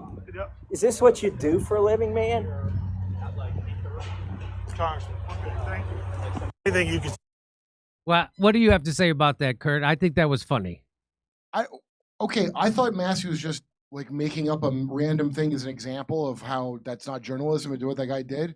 But was he talking about a real thing that this guy likes gay porn? Because that's how that guy behaved. The guy folded. He folded immediately. Why would you fold like that? He's like, oh, I gotta go. I've never seen a reporter run away from a politician. I've never seen that in my life. Have you ever seen that in your life? Not since Dave Rubin felt his life being threatened debating children. Have I seen a man crushed? I've never seen a reporter fold and run from a from a politician ever, and certainly not like that. I've never seen that in my life. It didn't take much to crush that guy. All you had to do was ask him if he liked gay porn. That was it. That's all you got to do. That was wild. I think he responded. I think Thomas Massey for the win. I mean, that's me. Anybody I've ever talked to that doesn't like Thomas Massey, I'm like, oh, why is that? And they've never been able to give me something that he did wrong. Hey, So I don't it's, know. just my gut. Yeah. Hey, I don't agree with Thomas Matt, a lot of his policies. He's for unlimited money in politics. I'm not. But I don't remember him breaking a promise to somebody Right. while in office, which I thought is impossible that could be a thing. Also, the idea that this is how I know this guy likes gay porn, because why is he even asking Thomas Massey like gay school gossip? You know. So here's what he says. He says, "Oh no, did he respond?" Yeah, I saw it. Oh no, I don't see it. He's. Boy, he is a handsome fella, Balassi. Oh, let me see. Maybe he's got another. No. I wonder what kind of gay porn he likes. Does he have any more? Oh, here it is. He's got more to say here. Congress Massey made up that question on the fly. It's based on nothing, and it's pretty sick. That was the first thing on his mind. I was asking him about an allegation about him made by an ex on the record and giving him a chance to respond. I denied the allegation he made up about me. Not very well. You didn't do it very well. You weren't convincing. Said to me. You weren't convincing. Why did Someone you just said that, right? When you go, okay, come on, grow up, just answer the question. Even though your question sucked, but if I was a reporter saying that, I'm like, really, Massey? I would act like he's an immature idiot for that. I wouldn't put my head down. Okay, I gotta slink away like Nosferatu in the sunlight. That's like Brigitte Macron suing Candace Owens to shut up. It's like why would you tuck your tail, duck your head, and walk away at a question that you know is made up? You should never do that when you look that much like a rodent they found in Richard Gere. Shut up. It looks like a Vaselined. That's I can't imagine why you would respond that way. Why would you tuck your head down and walk away as fast as you can from a politician? Why would you do that? Anyway, did Thomas Massey just get a lucky hit by saying that? It sounded like he got a lucky hit. Because, I mean, he'll tell, you know, if you ever talk to Massey again, I'm sure he'll say if he was just guessing or he had heard something. I'm sure he'd tell you, honestly. I bet he was just guessing, and the guy. And like, who cares? No. By the way, who cares that they watch gay porn? Shiver if I'm gay. The whole country's genuflecting to gay porn and gay people. It's Pride Month. You don't look very proud to me. They have the baseball players in San Francisco wearing gay pride thing. Everybody's for the gay sex. Why would that bother you? Why would so someone thinks you're gay? So what? Jim Norton dates a trans. Nobody cares. Because he's a conservative Fox News, and his mother will hang whitefish in the windows and sit shiver like he's dead. I know a bunch of people like that they got to pretend they're not gay because their mother will. Oh, was that it? Indians? You mean like Lindsey Graham and Marco Rubio? You mean like that? Oh, that'll be all of them. They're all the same. All the same with that. It's just the gay things. I admitted I had a crush on Jude Law 25 years ago. I know, and we all thought it was really gay. And if you had hidden it, you could be a successful Fox News reporter instead of in your garage. I got a tingle. Dating kids. I got a tingle when I saw the talented Mr. Ripley. I admit it. So did Mr. Ripley. That's what that movie was about. I didn't have a crush on him. I just wanted to kill him and become him. If that makes sense. You know how I could tell if a guy's gay. I didn't want to kill. I just wanted to crush him and become him. I can tell if a guy's gay, Kurt. If I look at him and my dick gets hard. Yeah. Gay. Oh, I say if his dick tastes gay, then I'm like, I'm dealing with a real fig. That's my favorite joke from Rich Brown that he said I could have. Anyway, all right, over to Steph. You're gonna do another clip? I'm gonna do one more. Yeah. Oh, and look at you! Yeah, of course.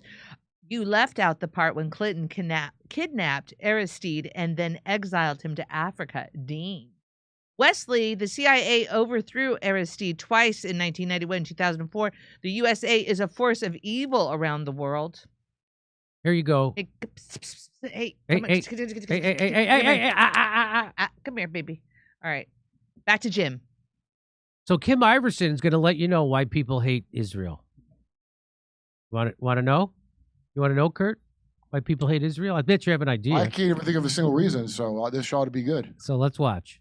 Well, Israelis continue to prove they are genocidal, saying their genocidal thoughts out loud. Netanyahu, he admits that his security doctrine for Israel is to strictly follow the Babylonian Talmud, which is kill them first. We changed Israel's security doctrine. We initiate, we attack, we surprise, we attack them before they have a chance to do so. Kill them first. There he is, totally admitting it. So if anybody continues to say, no, Israel's just defending itself and it gets attacked and it's just defending itself. Well, Netanyahu just blatantly said, no, their doctrine is kill them first. Here is Finance Minister Bezalel Smotrich, and he says that Gaza will remain in ruins. We crushed them. We control between 60 and are already approaching 70% of the Gaza Strip and are destroying all the terror infrastructure there. And we have international legitimacy that there will be no reconstruction without demilitarization. Gaza will remain in ruins if there has never been such a fundamental root canal treatment in southern Lebanon as we are doing now. There's never been, he says, a root canal like what they're doing in Lebanon. So he's saying that not only are they going to cause the migration in Gaza, but they're doing it in Lebanon as well. Ben-Gvir saying that Lebanon, again talking about Lebanon, all of Lebanon should become the Israelis' playground. All of Lebanon should become our playground. All of Lebanon should be our target. And they tell me, wait a second, but there is Lebanon and there is Hezbollah. I do not accept this artificial approach. He says there's no difference between Lebanon, the people of Lebanon, and Hezbollah. They're all Hezbollah. Just like they said in Gaza, they're all Hamas. Ben-Gvir recently said that for every one Israeli mother who sheds a tear for the loss of her child, basically, that there will be 1,000 Lebanese mothers who cry for the loss of their children. That one Jewish life is worth 1,000 Lebanese lives, is essentially what he was saying. This is why the world hates you, Israel. Because you're monsters. You're demons. You are, this is a demonic, this is demonic. That's what this is. There's no other word for this. It's sad too, because that last guy, what a handsome fella to be saying such ugly things. It's sad when a gorgeous man like that. Looks like if Andy Kindler took care of himself. This guy? If Andy got more sun. So I think very well said.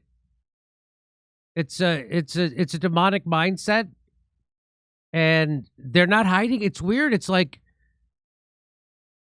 they're like the mask is off. Like I used to not know this. And now it's just like they don't care now.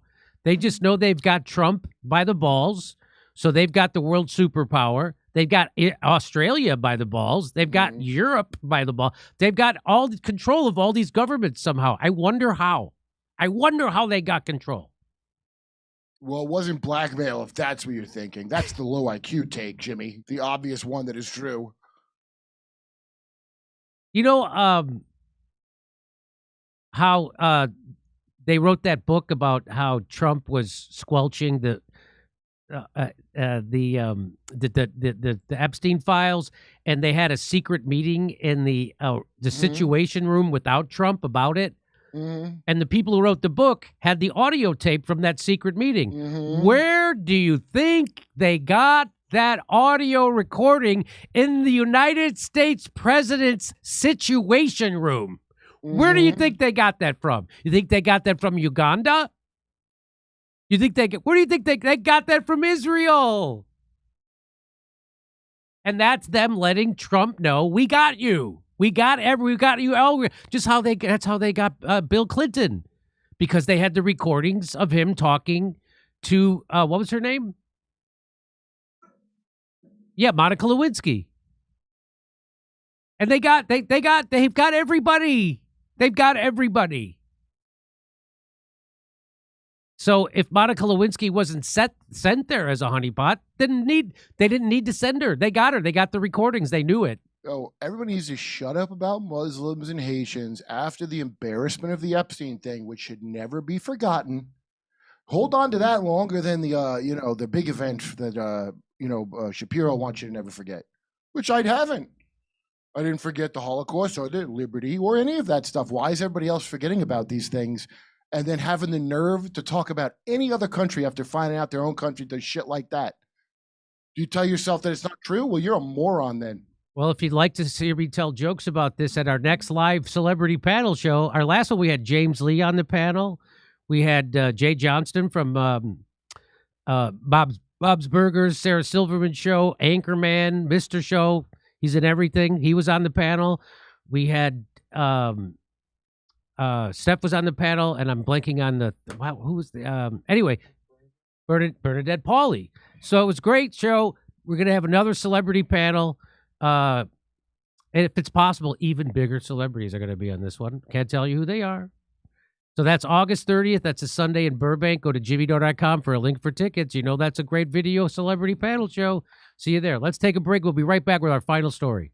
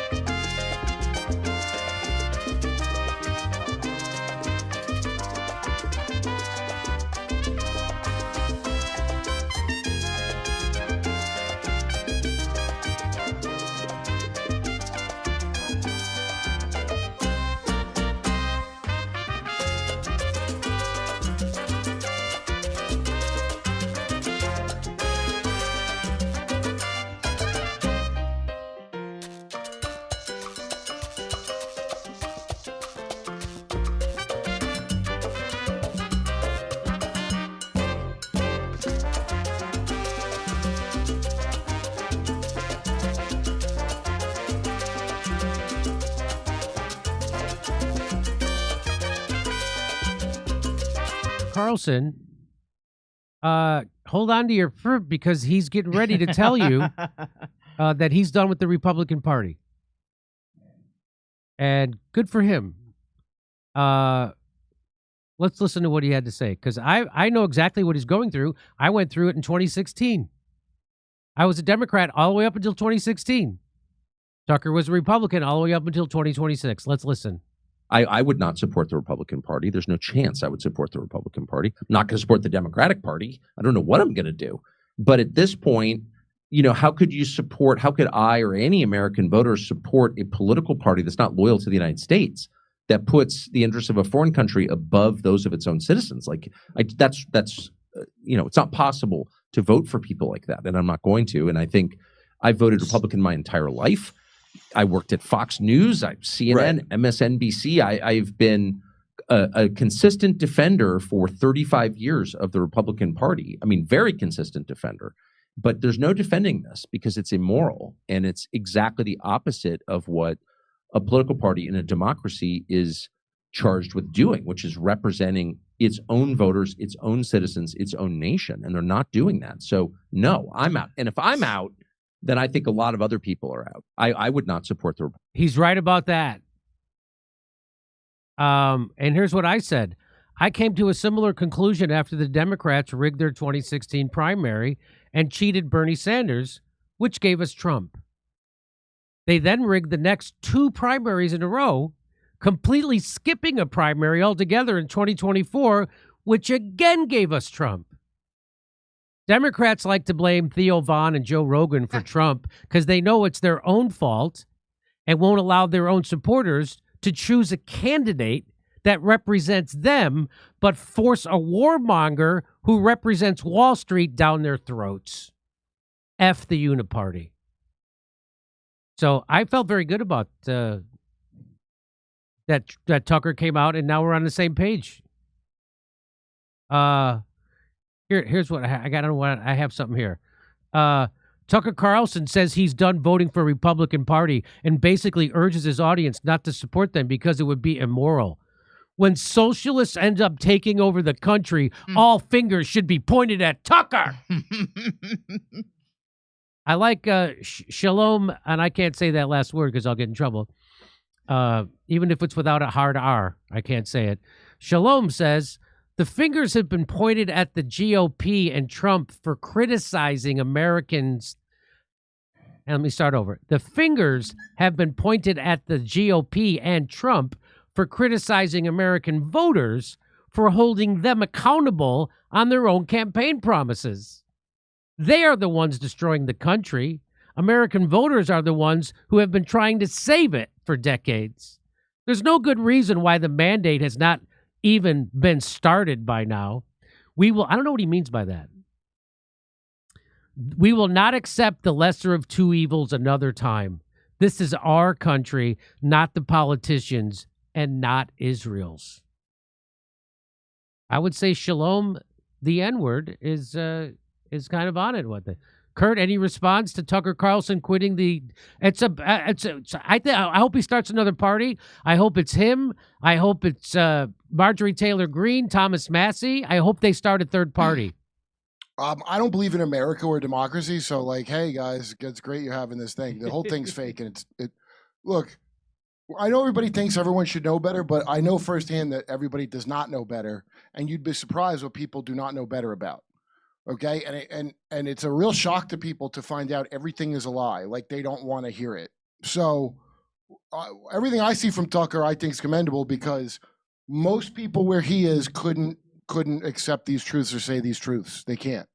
You know what I mean? Yes. So I don't know. Hopefully, he figures out the whole thing's fake, but you're not gonna. There's no voting that's gonna fix it. Okay. I don't think voting is gonna fix. I'm all for a third party. Don't get me wrong. But Look, if Thomas we have a breakaway civilization now. Do you understand that? We have all that disappearing money went to some independent country that's under the ground, or I don't know where the hell they keep it. But you're not in that. Okay, that big club they talk about. Maybe it's in another dimension. Who the hell knows?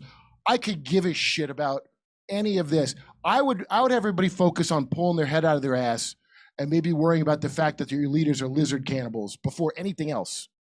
Before like the Super Bowl or what a celebrity said or all this stupid shit I got to hear. Or they're having a motocross in UFC at the White House. Oh, we're so back.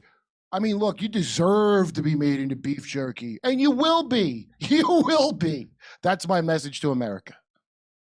Boy, this hair, I'm getting like it's too hot. My hair plugs. Yeah. They're starting to hurt. I'm getting cranky at the American citizen. You're right like now. Candace when she's pregnant. I feel like a pregnant. Can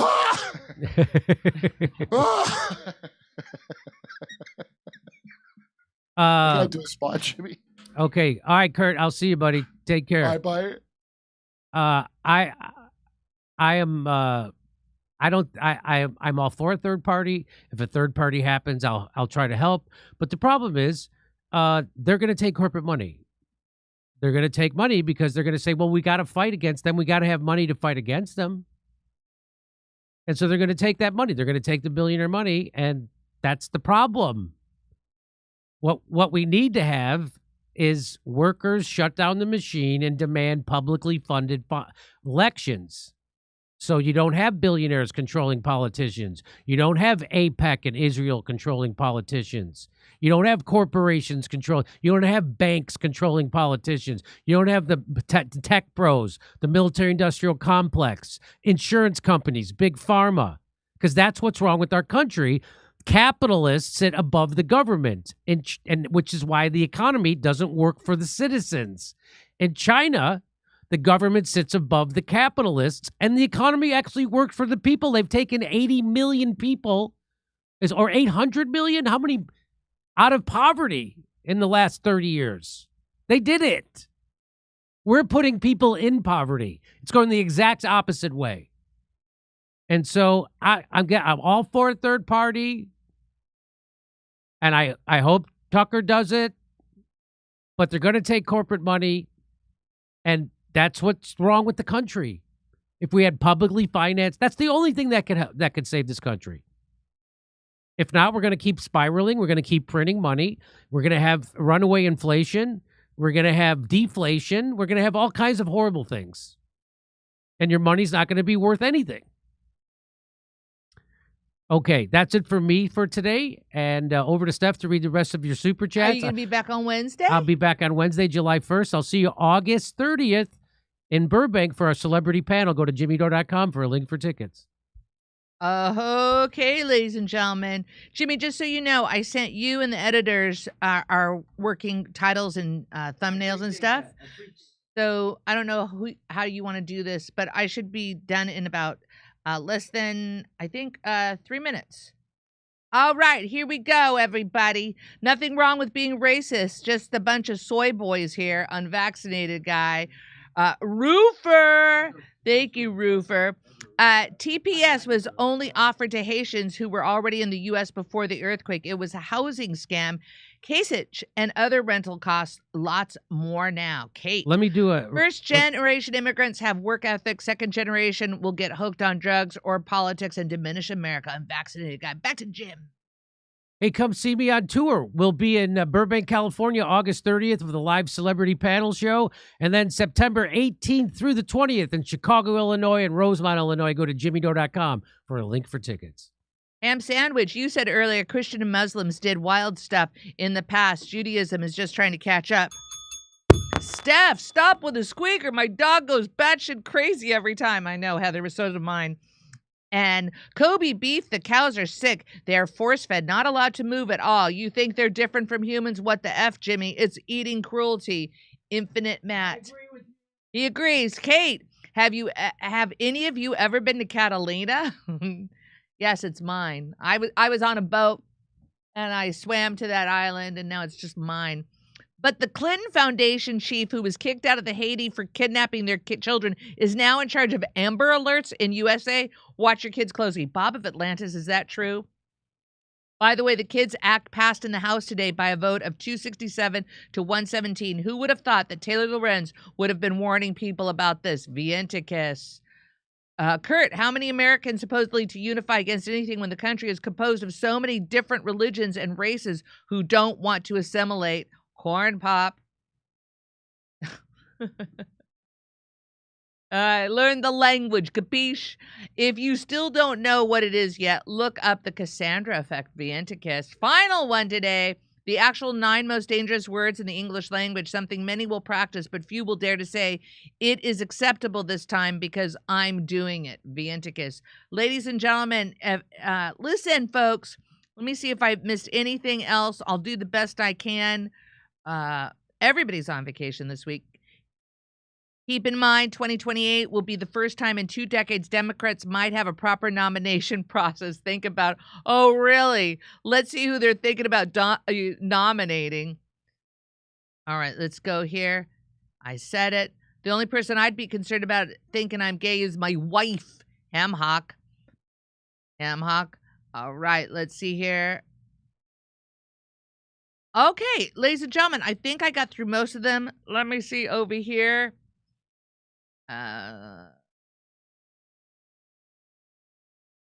Yeah, let me refresh one more time. But I think I'm done. I think I'm wrapped, which is good because I think I woke up at 2:30 this morning. Is that what time I woke up? Let's see here. Hold on. I think I have some more. Hello, everyone. That's from Good Vibes. How did Israel seize control of America, Australia, and Europe? Ever heard of the Rothschilds Bank? John. Wait a minute. Massey is for unlimited money in elections and campaigns? Hey, Massey, maybe if you ain't believing that, you'd still be in Congress. Roger. Steph, he got too upset with a guest. He still feels terrible about it and hopes he can have another chance to chat on Rumble. Maybe he... Thank you. Oh, Valentine Puppy. Let's see what happens. Steve Bertram. Jimmy, Rush should never... Okay, Steve, thank you. Walshy, thank you so much. Bad Megan was not mad over Epstein. She was making excuses why he liked them young. Wasim. Haiti. Okay, ladies and gentlemen, I got to it. Resist much, obey a little, and we'll see you Wednesday. Adios. I got to go check on my dogs. Bye.